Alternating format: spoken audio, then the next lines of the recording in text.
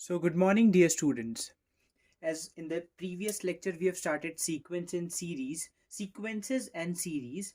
Okay, let us continue with it. Uh, we were doing 10.2 exercise in the previous lecture. Okay, as I told you that we'll do some more question today.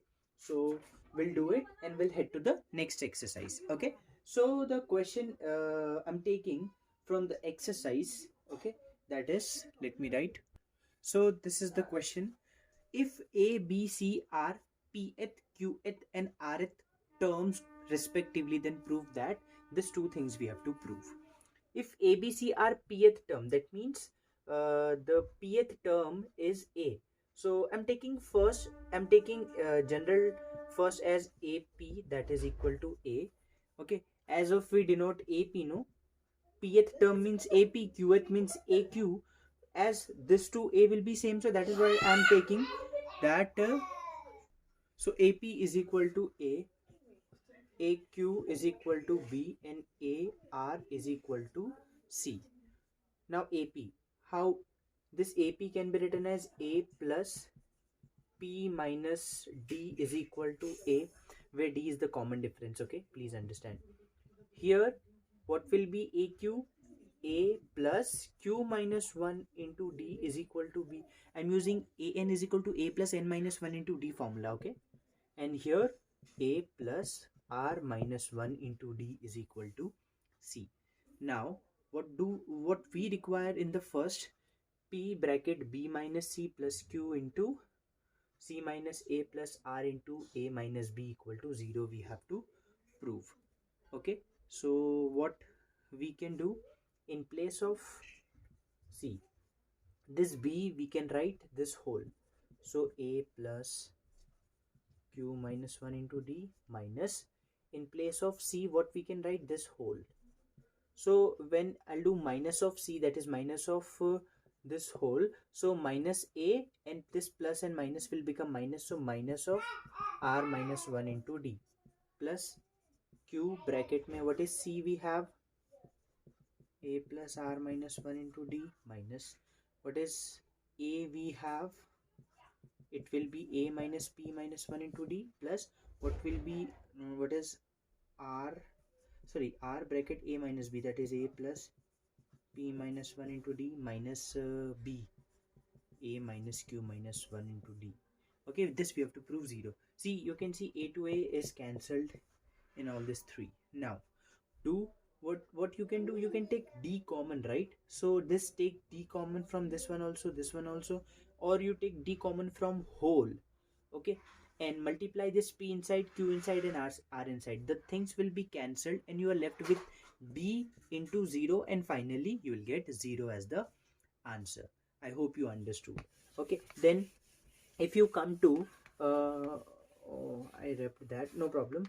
If you come to this thing, so here the same you have to do, in place of A, B, C, just replace with the things we have I've written here. Okay, and just do some algebra there. Okay, the things will be cancelled and you will be left with 0. So this is how you have to do this question. Okay, now here we have the next question, that is, if ABC are in AP, then show that B plus C, C plus A, and A plus B are also in AP. Okay, so from here, see, what we can see, ABC are in AP. So can we write B minus A is equal to C minus B, right? Okay, so this we know as ABC are in AP. Now let us take this thing. I'm subtracting second term from first term, that is C plus A minus B plus C. Okay, and let's see what we are getting, that is C plus A minus B minus C. C to C cancelled, we got A minus B as a result. Okay, now in the next, and if I go on finding the third term minus second term, that is A plus B minus of C plus A, which is A plus B minus C minus A to A cancelled, B minus C. So, and as if we equalize both of them, see the result what we are getting. Let's see what we are getting. Okay, So it will be what? Take c this side and minus of b. So a plus c is equal to 2b, and a plus c is equal to a plus c divided by 2 is equal to b, which says we have already studied when this result comes when a, b and c are in AP. All right, or else you can understand in a way that this can this be written as b minus a on taking minus common, and here on c minus b we got this result, and this result we already have seen by taking ABC are in AP. So if ABC are in AP, then this are also in AP by equalizing these two results of them. Okay, so this is how we have to show. Okay, so this is the next question. If A, B, C are in AP, then show that A minus C the whole square is equal to 4 times of B square minus AC. Okay, if A, B, C are in AP, then we can we say that B is equal to A plus C divided by 2. Okay, this we have already seen. Take 2 that side. So A plus C is equal to 2B. Okay, now we need to prove A minus C is equal to 4 times of B square minus AC. Okay, now if I ask you one identity, that what is A plus B the whole square minus A minus B the whole square, so it is equal to 4AB. How? Just open it, you will get 4AB as an answer. Okay, so here what I'm doing, A plus C the whole square and A minus C the whole square is equal to 4AC. I'm using the same. In place of A plus C, you can write 2B the whole square minus A minus C the whole square equal to 4AC. Take minus of this side and 4AC this side. 2B square will be 4B, 2B whole square will be 4B square minus 4AC is equal to A minus C the whole square. Take 4 common.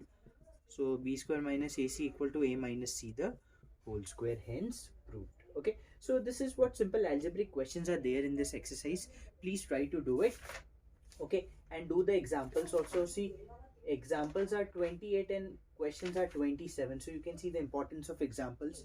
Okay, and some questions related to whatever I've done here in the video, just try to do the related questions. Okay, now the next topic is sum of first n terms of an AP. Okay, this also we are aware about what is the sum of the terms in AP. What is the formula of Sn? It is n upon 2 bracket a plus a n. This we have seen in the 10th class. One more formula we can form by in place of an, and see after this we can write in place of an a plus n minus 1 into d. So a plus a will be 2a. So one more formula we can make, Sn is equal to n upon 2 bracket 2a plus n minus 1 into d. So what is the meaning of this sum Sn? It is actually we are adding the full series. Okay, say for example, if we want to find the sum of first n natural number up to 100, so 1 to 100 we need to find the sum. So we must know two things. Okay, a and an for this formula, and for this formula we must know a and d, three things. Okay, and put the things and get the answer. Okay, now let's take another question. Find the sum up to 25 terms of an AP whose nth term is 2n plus 5. Its nth term is 2n plus 5, and we need to find the sum up to 25. That means S25 we have to find, right? An is 2n plus 5. Now if I want to find A1 or the first term, so in place of n I need to write 1. Okay, so it is 7. A2 will be what? 2 into 2 plus 5. 4 plus 5, 9. Can you tell me D? D is A2 minus A1, that is 9 minus 7, 2. So the first term is 7 and D is what? 2. Now use Sn formula. Sn is n upon 2 bracket 2a plus n minus 1 into D. I'm using this formula. Why? Because I don't have an, or see you can find A25, no problem. For that you need to separately calculate A25. Okay, and then you can use a plus an formula, that one, but I'm directly using this formula. Okay, so in place of n 25 by 2 bracket 2 into a. First term is 7. 2 into 7 plus 25 minus 1 into d. D is what? 2. Okay. So 25 by 2, 14 plus 24 into 2 will give you 48. Okay. Now just add them, multiply and divide. You will get the final answer of it. Okay. Okay, so this is the question. If the sums of n terms of two arithmetic progression are in ratio 3n plus 8 is to 7n plus 15, find the ratio of the 12th term. Okay, uh, let's do this question. Sums of n terms. Okay, so let us consider the two arithmetic progression. Okay, arithmetic progression first and arithmetic progression second, having a as the first term and d as the common difference, and a is the small a as the first term, and small d as a common difference, and their ratios, their sums ratios. But n is same, so n by 2 bracket 2a plus n minus 1 into d, and for this one n by 2 bracket 2a plus n minus 1 into d, this is equal to 3n plus 8 upon 7n plus 15. Okay, as you can see, we can easily cancel this.